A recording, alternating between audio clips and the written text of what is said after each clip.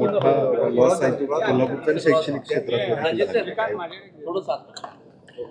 कोल्हापूरचे सुपुत्र असणारे डॉक्टर डी.वाय. पाटील यांचं देहावसन झालं. आज मी त्यांच्या कुटुंबियांना भेटण्यासाठी डॉक्टर संजय पाटील, मान्य आमदार सतेज पाटील, माजी आमदार ऋतुराज पाटील त्यांच्या परिवाराला भेटण्यासाठी आम्ही महाडिक परिवाराने सगळे आमचे भारतीय जनता पार्टीचे महापौर आहेत, आमचे सगळे जिल्हाध्यक्ष पदाधिकारी त्यांची भेट घेतलेली सांत्वनपर भेट आहे.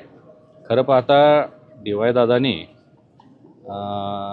50-60 वर्षापूर्वी म्हणजे ज्यावेळी कसलेही रिसोर्सेस नव्हते, म्हणजे आर्थिक रिसोर्सेस, जागा नसायच्या, लोक नसायचे, चांगले लोक मिळायचे नाही, त्या काळामध्ये कोल्हापूरमध्ये शिक्षण संस्थांची सुरुवात केली. आणि बघता बघता तुम्ही बघितलं असेल की कोल्हापूरसह मुंबई, पुणे, राज्यभरामध्ये, देशभरामध्ये, परदेशामध्ये त्यांनी आपल्या संस्थांचं एक मोठं जाळं निर्माण केलं. सामान्य कुटुंबियांच्या मुलांना उच्च शिक्षण म्हणजे शाळा कॉलेजेस तर आहेतच, परंतु इंजिनिअरिंग असेल, डिप्लोमा असतील, मेडिकल असेल, अशा पद्धतीच्या सगळ्या सुविधा त्या काळापासून निर्माण केल्या.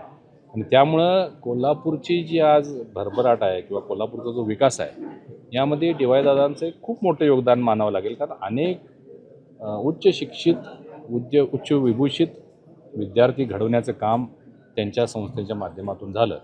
आज तुम्ही बघा, आज सगळे रिसोर्सेस आपल्याकडे असतानासुद्धा संस्था उभा करणं सोपं नाही आहे, परंतु त्या काळामध्ये त्यांनी हे सगळं निर्माण केलं आणि कोल्हापूरच्या वैभवात मोठी भर पडली. कोल्हापूरच्या ज्ञानार्जनात भरपूर भर पडलेली आहे आणि कोल्हापूरच्या विकासामध्ये सुद्धा डी.वाय. दादांचं योगदान मोठं आहे. आणि त्यांच्या जाण्यानं निश्चितच खूप मोठी पोकळी निर्माण झालेली आहे. आज त्यांचे चिरंजीव असणारे संजय पाटील साहेब असतील, सतेज पाटील साहेब असतील, कर्तृत्ववान लोक आहेत. त्यांनी या संस्था वाढवलेल्या आहेत. त्यांनी आणखीन अन्य व्यवसायामध्ये सुद्धा मोठ्या प्रमाणात भरारी घेतलेली आहे. हॉस्पिटल मोठं आता झालेलं आहे, तुम्ही बघताय, अजून त्याचं एक्सपान्शन सुरू आहे. म्हणजे डी.वाय. दादांनी एक छोटंसं रोपटं लावलेलं, त्याचं वटवृक्ष तर झालंच, परंतु त्याची सावली जी आहे ती संपूर्ण कोल्हापूरवर कायम राहील अशी व्यवस्था ते करून गेलेले आहेत. त्यांच्या जाण्यानं कोल्हापूरमध्ये खूप मोठी पोकळी निर्माण झालेली आहे. आम्ही महाडिक परिवार त्यांच्या दुःखामध्ये सहभागी आहोत. 2004ची लोकसभेची निवडणूक मी लढलो आणि खूप कमी मतानं मी पराभूत झालो होतो.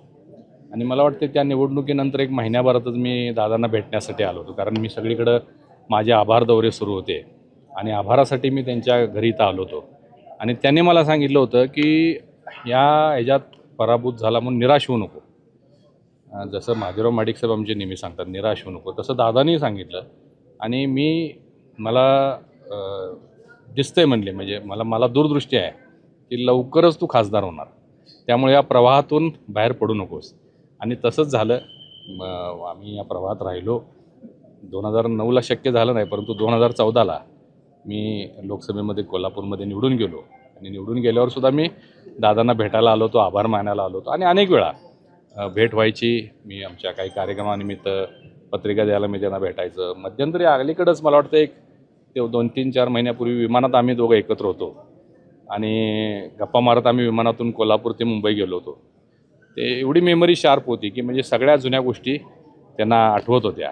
असे महान व्यक्ती आहेत. खूप कमी लोक असे जन्माला येतात आणि त्यांचा जन्म आणि मृत्यूपर्यंतच्या या सगळ्या कालावधीमध्ये खूप मोठं काम समाजासाठी ते केलेलं आहे. त्यांच्या आत्म्यास शांती लाभो अशी परमेश्वरचरणी प्रार्थना.